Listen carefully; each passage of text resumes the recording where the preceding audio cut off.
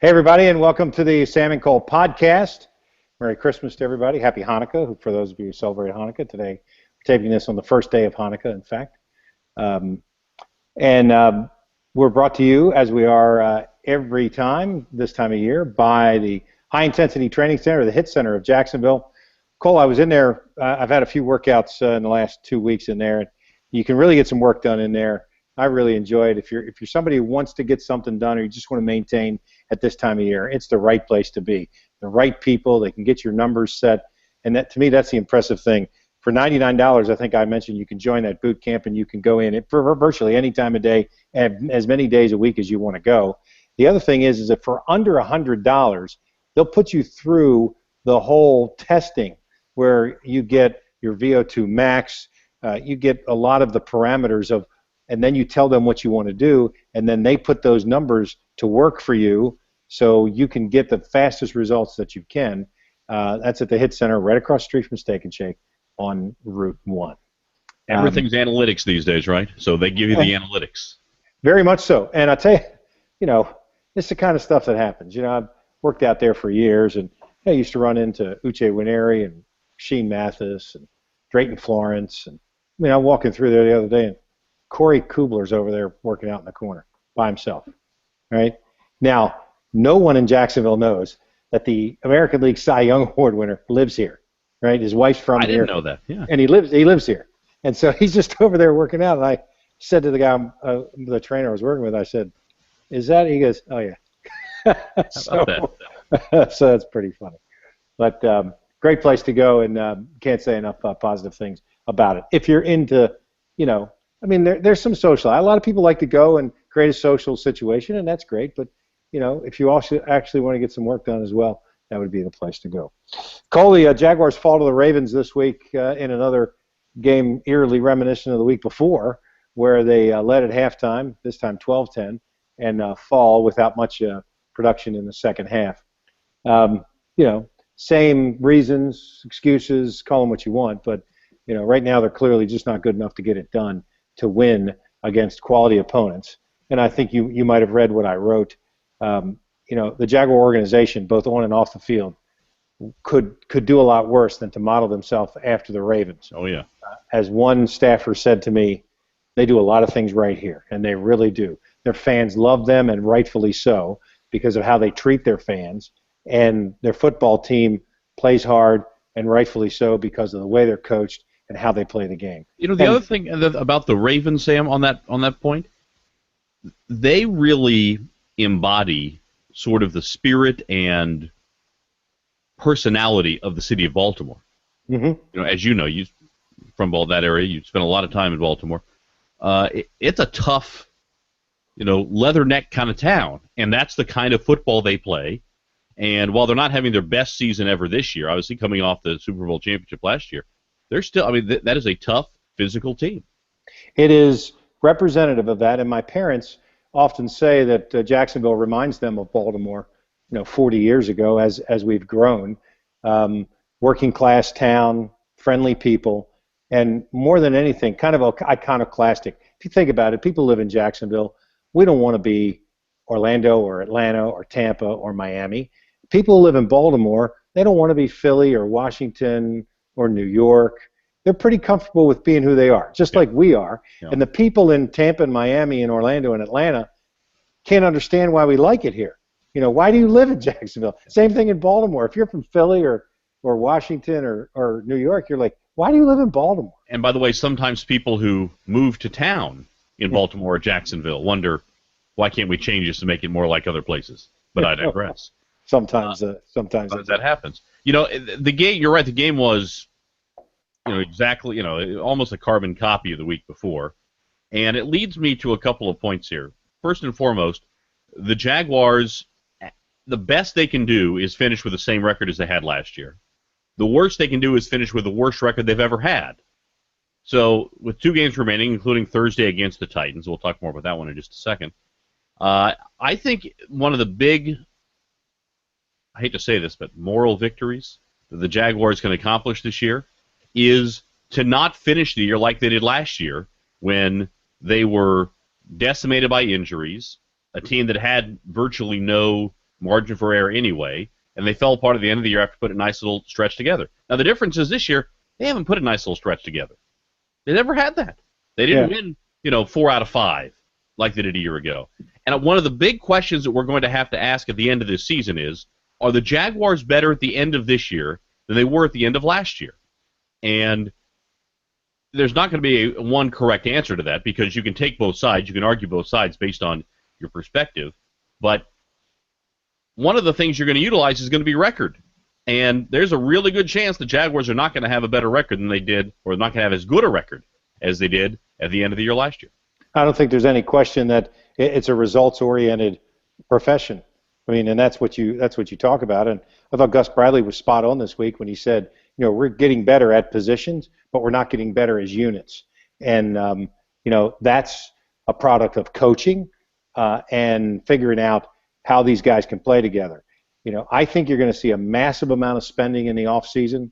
I think they're going to try to upgrade an offensive lineman, maybe a running back, a wide receiver, a tight end, a linebacker, some maybe 1 or 2 people in the defensive backfield. And that, along with the best players off of this team, which may be 15, 18 guys, are the ones that are going to go forward. And you anticipate that the guys off this team that they pick to move forward with are the ones that are going to make that step from rookies to first-year to second-year players, which is when you start to figure it out in the NFL. Okay, but let me put in, obviously one of the guys they've identified is the guy they want to go forward with is Roy Miller, who signed a new 4-year contract right, this week. Exactly. But, those first and second-year players, you're going forward with them, at least until training camp next year. I mean, that is what it is. We've talked before about how this is not going to be a spectacular free agent pool for them to choose from. I think they can find some guys, and I think I think he's established a reputation of a spender, and if by nothing else, just look at the scoreboards. But they need more than just new players. They need the guys who are first and second year players this year to take significant steps next year. The number of second year players who took big steps, or a total number of steps taken by second year players this year over last year, if the first year players this year take that kind of step next year, it ain't going to be enough. It's not. I mean, look, you start going down the list. Jokel, Cyprian, Grotz, some of these guys who are second year players who are going to be counted on to be key players, they didn't take steps forward this year. You keep talking about Jokel's your favorite whipping boy. He is. He was the second pick of the draft. You keep talking about him like he is a full second-year player. The guy played one game, a half a game at left tackle last year. Yeah, but it's not like he was the only game he played. Again, in fairness, Sam, he did get, 6 games at right tackle in the National Football League. It's not 5. A whole 5 games. It's not like he had nothing going for him. And I realize maybe he's not all the way back off the injury, but he isn't strong enough, and he's not good enough as a second pick. He's not good at it. If he was the 32nd pick of the draft, he would be underperforming as far as I'm concerned so far. Now, where he is. Well, he suffers from being compared to Baselli. That's part of the problem. Not by me. I'm not comparing him to Baselli. I'm comparing him to, if I were to pick a guy in the first round who I think is going to be, I'll compare him to Eugene Monroe. Mm-hmm. And I think he falls short at this point. So I agree. Eugene Monroe is a established guy in the league. But he was a 10th pick of the draft. Right. And I would say Jokel would be behind him in terms of his development at the same time. I agree. But like I've said many times, I'm not as critical of those guys this year. I will be, and have been in the past, plenty critical if this is the same conversation we're having next year. Yeah. This is not a conversation we can have next year. And that's my point. If those guys don't take the jump, right, a more significant jump next year, then the experiment failed. Yes. All right. And to me, that's the thing. And look, I put my money where my mouth is. I've told you this story. Maybe we haven't told it on the podcast, but before the season, my son lives in Las Vegas. We walk into the Mandalay Bay Sports Book. I said, you got the Jaguars at plus 11. Give me them against Philadelphia. The guy goes, really? I said, yeah. Of course, at halftime, I was up 28-0. You were feeling good. Yeah. I'm feeling pretty good. The guy next to me in the press box says, man, it would take a collapse of historical proportions for you to lose. What happened there, Sam? It was a collapse of historical proportions. So I say to the guy in Las Vegas, really, you got the Jaguars at 4.5 as the over-under total? He goes, yeah. I said, give me the over. The guy looks at me and he goes, you sure you don't want that for 100? I said, listen, smart Alec, just hand it over, would you? And he says to me, what do you know? And I said, look, I do a lot of work with the team. These guys are much better this year. They're going to make a quantum leap forward that people don't expect. And I said, and by the way, just for fun, give me the Jaguars to win the Super Bowl for 20. And the guy goes, all right. And he reaches behind him and he goes, he fills this form out and he says, go have cocktails on me, would you? Hey, at least you got something out of those bets. Exactly. But I just wanted to show that to Shad. But I really thought that this was going to be a 6-7 win team this year. And looking at their schedule, I still feel like it should have been. And I didn't anticipate them making such critical mistakes at critical times. And even in the Philadelphia game, Cole, they're going to cover. And in the last 3 minutes of the game, Henny drops back, gets sacked, fumbled the ball. Philadelphia picks it up on the 6 and walks in for not only an extenuating touchdown, but a touchdown that allowed the Eagles to cover. So, therefore, the gambler's lament touchdown. The gambler's lament.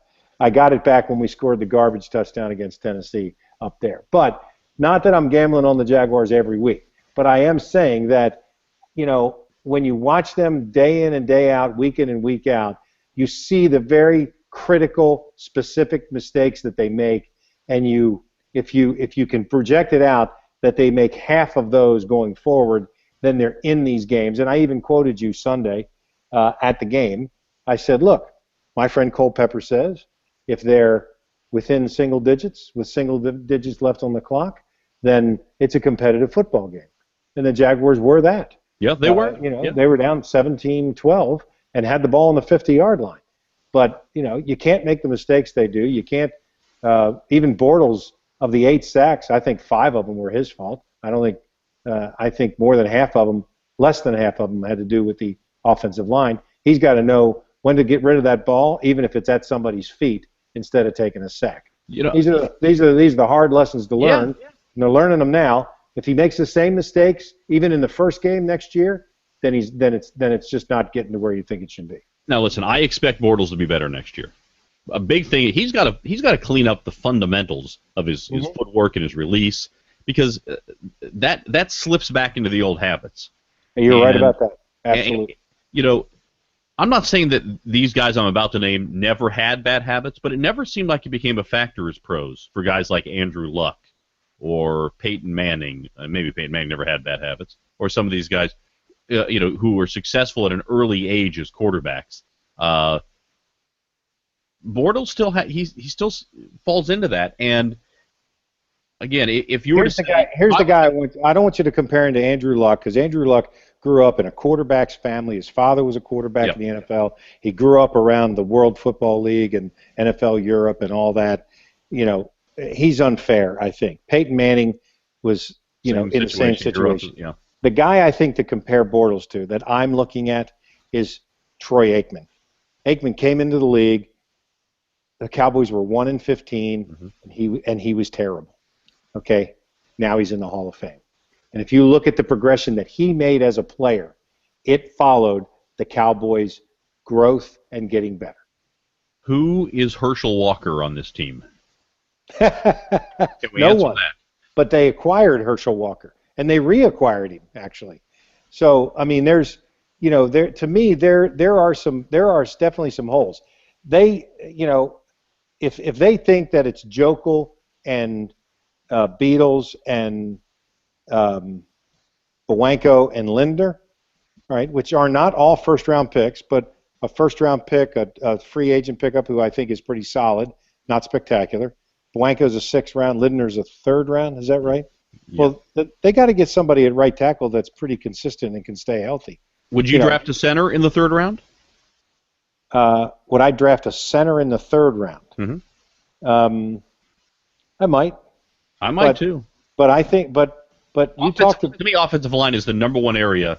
right. And But the obstacle is you put in a rookie there again. Where are you? I mean, they're in a tough situation here. but there's a lot Those of guys guys. have to There's a develop. lot of guys inside and outside the organization who think that Polanco is going to be a heck of a player. Oh, and he may be. Again, I'm not saying trash him now. I'm just saying though, if you're the Jaguars, you have some tough decisions to make. If you're sitting there, let's say picking third or fourth in the draft, and if you can't trade down because somebody wants to get up to get a quarterback, I think the worst place to be in the draft this year is third, because there are only two quarterbacks. Right. Now there's a chance that somebody, that somebody jumps up there and Winston falls to third or something, and there's a chance also that Winston doesn't, because of his off the field stuff, he may not go till 15 or 18 or 20. But usually, top quarterbacks in a thin quarterback draft tend to go very high. They get overdrafted. So we just assume it's going to be Mariota and Winston going 1-2. So if the Jaguars are picking third, you got defensive linemen, you got offensive linemen. You pick Amari Cooper there. Seems a little high for him probably, but I think he's going to be a good pro. But the only position you would draft that high on the offensive line is left tackle. Right. If there's another left tackle there, do you draft a left tackle? And it doesn't appear that there's one that would be worthy of that selection. There maybe some in the 10s to 15s, and right. As we saw last year, those if you're in the first round right now, you could potentially pop up there depending on a lot of different factors. But by the way, the Jaguars, according to the odds makers, the Jaguars have about a 32% chance of acquiring the number one pick. Oof. All right, which is the highest of all the teams. You've got the Raiders, you've got the Titans, you've got the Buccaneers, all at 2 wins right now. And so Thursday's game, to spend a moment on Thursday's game, this is not one of those, suck for luck games because there's not, you're not drafting a quarterback. But if the Jaguars win this game, or if they lose this game, it could go a long way to determining a lot of things about the next 2 or 3 years, just based on where they might wind up, because it's such a log jam, I say at the top of the draft, bottom of the standings right now. Well, my favorite story about that is former Jacksonville Bulls coach Lindy Infante, who was the head coach of the Green Bay Packers in 1988. I think it was 88. They are going to have the number one pick in the draft. They're going to get the number one pick. And they're going to take Troy Aikman. And it's going to solve all their woes because he knows the offense that he runs, Aikman's going to be able to run it. And it's going to fix the franchise. And the last week of the season, their result is what they expected. But somebody else gets upset and moves ahead of them in the draft. They take Aikman, the Cowboys, and who do the Packers get? Tony Mandarich. The great bust. So, yeah, I mean, you're right. It's a lot of the luck of the draw. It's a lot of the timing coming together. And by the way, sometimes it works the other way, Sam. When the Jaguars, Tom Coughlin wanted Curtis Enos in the worst way. Absolutely. And he had to settle for for another running back by the name of Fred Taylor. Absolutely. Couldn't be more right. So, to me, those are the kind of the things that are the X factors that happen in the NFL. And for all the study, guys like Marcus Colston jump up. Yeah. Right. 7th round pick who's a starter forever. There was a fella playing quarterback in New England who was a late pick too, who's done all right for himself. Yeah, exactly. By the way, I will just say this though, also on this game on Thursday, win or lose, impact on the draft, whatever. I think it feels like it matters less now because the Jaguars feel like they have their quarterback. But the fans this year have done everything that teams who have losing records wish their fans would do. Mm-hmm. And it'd be nice to give them a little something to go out on. And it is nice that 2 of the Jaguars' victories, oh, by the way, their only victories, have come at home. Yep. And so that's been nice. And it is a fun time to go to the stadium. I don't think there's any denying that. So, I think Thursday night will be fun. And the Jaguars, for the first time in 42 weeks of games, are a favorite. Oh, is that right? It's been over 3 years since the Jaguars have been a favorite. Ooh, when was the last game? It was before Mike Mularkey was the head coach. Another Titans game probably or something? When Mel Tucker was the coach. And I think they not only were the favorite, but they won. There you go. So, they're a favorite, 3 points, 3-point favorite. I'm not going to ask you if you bet on them this week. Not that I'm betting on the Jaguars. All right, quick thought on where the Gators are going with regard to coaching. Wait a minute. You wanted to talk about Roy Miller. What do you think? Oh, I would just touching on the fact that they've recognized that he's a guy who they want to go forward with, so they give him a 4-year deal. I think he's been better than just a solid player. He hasn't been great, but he's been very good. And their defensive line is fine. Mm-hmm. I mean, I don't have any problem with their defensive line. If they could find one more really sudden pass rusher, Leo type, great. But Red Bryant, Miller, Senderick Marks, that has without a doubt been the high point in terms of units on this team this year. The defensive line has been by far the best performing group on the team. Agree 100%. All right, now what do you want to ask about the Gators? Oh, where they're going in terms of their coaching staff and putting these things together. They get what Dan Mullen called a lateral move with the defensive coordinator coming from Mississippi State. How about Dan Mullen? I mean, first of all, he throws his whole defensive staff under the bus after the Egg Bowl. Yeah. And then he wonders why they leave. Yeah, and then they leave, and then he says it's a lateral move at best. And then McElwain, on the other hand, hires a guy who has the 80th ranked defense in the country. Yeah. So obviously they all know something we don't know. Well, this is what struck me, is that if I'm the defensive coordinator at Mississippi State and I didn't get an offer for a major job this year after what Mississippi State did this year, and I can go to Florida, where defense has been pretty good at Florida, certainly better than the offense, and the question is, which is a better pathway to a head coaching job? And you would think that, well, that the head coaching job is going to, from a bigger school, is going to come from somebody offering Dan Mullen, right? Not offering the defensive coordinator next year. But at Florida, if you go in there and have some big success, and McElwain has some kind of magic touch that gets them to become an average offense in year one, and the defense is still pretty good, and they win 9 games, and that might be a better pathway to a head coaching position somewhere. A la Dan Mullen. Amazing how that comes around. Follows that same path, exactly. Yeah. So if you're wondering why Dan Mullen was not in the discussion about being the new Florida head coach, now he's showing exactly why. Well, and I have heard from several people who are very much in the know on this front that he and Jeremy Foley were not BFF. So, no. Well, but then again, you could name a dozen guys at Florida that Dan Mullen wasn't BFF with. Right, but the guy who's making the decision on hiring him is a pretty important one. So I'd say you're right. There you go. All right, that'll do it for the Sam and Cole podcast. We'll have another one for you after the Thursday night game, and that'll be the final home game of the season. We look forward to that one, and then we'll try to fit some in throughout the course of the holiday season as well. I might actually take a vacation at some point, Sam.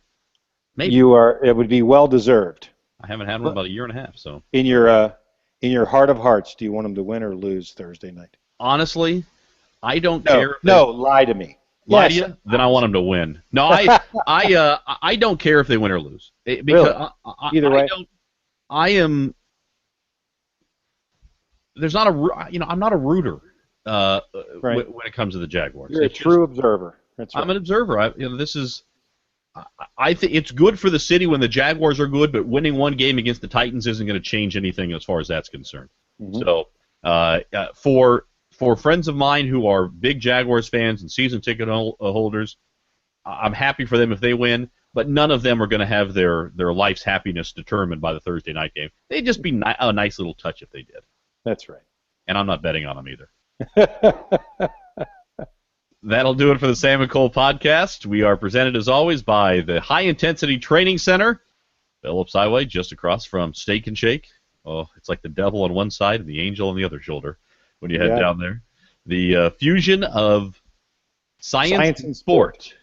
Very good. A great way to get the thing started for your New Year's resolution as well. Follow Sam on Twitter at Sam Kavaris. Follow me on Twitter at Cole Pepper. Also, you can get this podcast on iTunes and on Stitcher. You can subscribe there.